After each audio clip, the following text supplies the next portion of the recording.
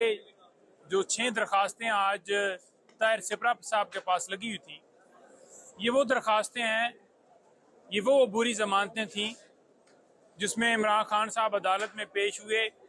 उन्होंने अपनी ये बुरी जमानत करवाई और वो हर डेट के ऊपर पेश होते रहे और इस बुनियाद के ऊपर ये जमानतें खारिज की गई कि इमरान खान साहब इस डेट के ऊपर अदालत में पेश नहीं हुए।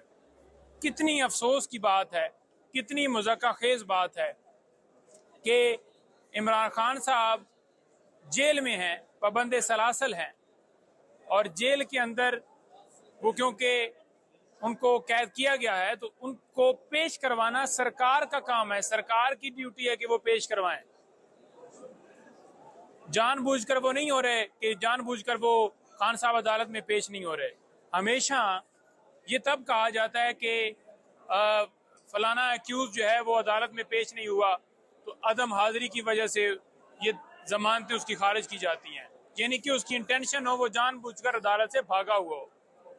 तो ऐसा नहीं है। खान साहब तो क्योंकि गिरफ्तार हुए और उसके बाद उन्हें जेल में डाल दिया गया, तो जब जेल में डाले गए हैं तो उसके बाद पेश करना सरकार का काम है। अब सरकार क्या कहती है जी इसके ऊपर?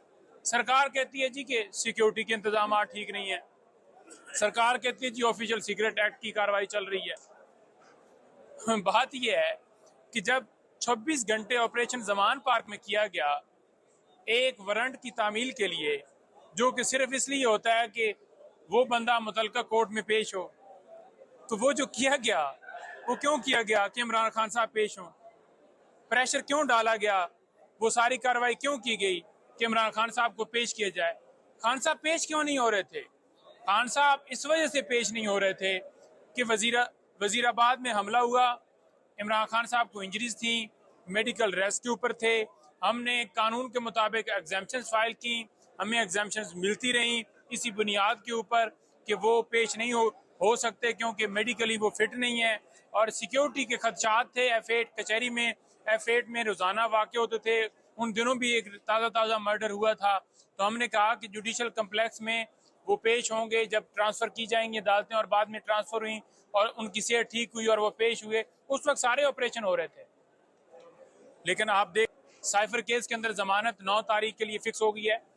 नैब अलकादर ट्रस्ट केस, तोशा खाना नैब वाला केस, वो भी 9 तारीख के लिए फिक्स हो गया इस्लामाबाद हाई कोर्ट में। और हम पूरी उम्मीद करते हैं कि मेरिट के ऊपर फैसला दिया जाएगा और खान साहब की जमानत फौरन। साइफर केस के अंदर तो देर करनी नहीं चाहिए क्योंकि ये हमारे लिए बहस कौम एक शर्मिंदगी वाला मामला है कि बाहर से धमकी मिलती है और हम अपनी हुकूमत जो चल रही है, बेहतरीन मईशत जो है वो रेट जा रहा है और उस धमकी की सूरत में वजीर आजम को हटा भी देते हैं और साथ ही हटा के उसे गिरफ्तार करके FIR भी देकर अमेरिका को कापी भिजवा देते हैं कि ये लें जी आपके हुक्म की तामील होगी। प्राइम मिनिस्टर जो हल्फ लेता है उस हल्फ के अंदर ये शामिल है कि कोई भी ऐसा मामला जो अपनी जो मुल्क के अंदर जो अपनी कौम को वो बताना जरूरी समझे तो वो बता सकता है। ये प्रोटेक्शन उनका हल्फ देता है, ये उनके हल्फ में शामिल है। तो उन्होंने क्यों बताया? उन्होंने इसलिए बताया क्योंकि हमारे इंटरनल मामलात के अंदर मुदाखलत की गई और उनका ये फर्ज था कि वो बताएं। और कोड्स नहीं शेयर किए गए बल्कि जो साइफर था उसको डीक्लासिफाइड किया गया। डीक्लासिफाइड करके उसका तर्जमा, उसका मफहूम जो है वो कौम को बताया गया कि इस तरह से हमारे अंदरूनी मामलात में मुदाखलत हो रही है। अब साइफर केस की समाअत अभी भी हाई कोर्ट के अंदर बेशक ओपन हो गई है। बड़ी मैं वाज़ेह करना, कंफ्यूजन है लोगों को कि शायद अब जो है वो जो ओपन ट्रायल होगा, जो ट्रायल कोर्ट के अंदर जो है समाअत है, जो जेल के अंदर है, वो इसी तरह से सीक्रेट हो रही है। उन दरखास्तों के ऊपर फैसला महफूज है, अभी तक उसके ऊपर फैसला नहीं हो रहा। 25 तारीख का फैसला महफूज किया हुआ है। हम ये कह रहे हैं कि अदालत वहां पर अडयाला जेल में जा ही नहीं सकती। अदालत को जो शिफ्ट किया गया है वो जो नोटिफिकेशन है वो नोटिफिकेशन को कलअदम करार दिया जाए। उसके ऊपर 25 तारीख का फैसला महफूज है, वो फैसला नहीं सुनाए। फैसले महफूज कर लिए जाते हैं, फैसले नहीं सुनाए जाते। दरखास्तें लगती हैं, दरखास्तें अडजन कर दी जाती हैं। तो इसे कहते हैं कि जो आर्टिकल 10A के तहत फेयर ट्रायल नहीं मिल रहा, ड्यू प्रोसेस नहीं हो रहा। तो हम ये इस्लामाबाद हाई कोर्ट से भी इल्तिजा करते हैं कि तमाम दरखास्तों के ऊपर फैसला दिया जाए। सुप्रीम कोर्ट से भी इस्तदा करते हैं कि वहां पर 90 डेज के अंदर इलेक्शन वाला मामला पेंडिंग है, ऑफिशियल सीक्रेट एक्ट और आर्मी तरमीमी एक्ट के अंदर जो दरखास्त तरमीमी जो बिल किया था उसके ऊपर दी हुई है वो पेंडिंग है। और इसके साथ साथ वहां पर जो सिविलियन का मिलिट्री ट्रायल है नहीं हो सकता, इस हवाले से दरखास्त पेंडिंग है, वो नहीं हो रहा डिसाइड। जो लोग इस वक्त गिरफ्तार हैं, जिन लोगों को जेलों में डाला गया है, जो बेगुनाह इस वक्त कैद है, उनकी जमानतें, उनकी दरखास्तें नहीं लग रही, बेंच लगते हैं, बेंच टूट जाते हैं।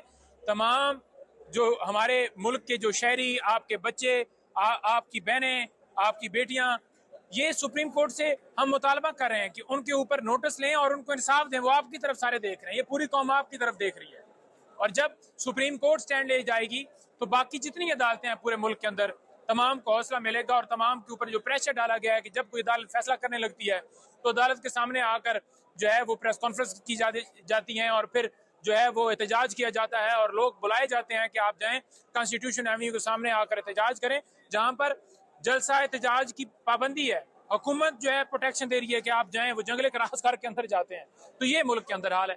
कोई सवाल है तो आप कल आपकी लीगल टीम की मुलाकात हुई है खान साहब से, उस्मान डार का भी जिक्र किया होगा, जो संगीन इल्जामात लगाए गए। तो खान साहब का रिएक्शन क्या था? कल जमान पार्क भी पुलिस पहुंच गई, अडयाला भी पहुंच गई, आपको केक नहीं काटने दिया गया, इस पर आप क्या कहेंगे? देखिए, पहली बात तो यह है कि जब जमानत की समाअत हो रही थी तो उस वक्त भी 12 रुकनी लीगल टीम को बाकायदा परमिशन थी और उन्होंने जाकर मिलना था, लेकिन रोक लिया गया, घंटा डेढ़ खड़े किया रखा और एंड पे ये कहा गया कि आपकी इजाजत नहीं है, 2 लोग आ जाएं जी, 3 लोग आ जाएं जी। क्लर्क तक का नाम दिया हुआ था और कहते थे कि एक बंदा और काम कर दें।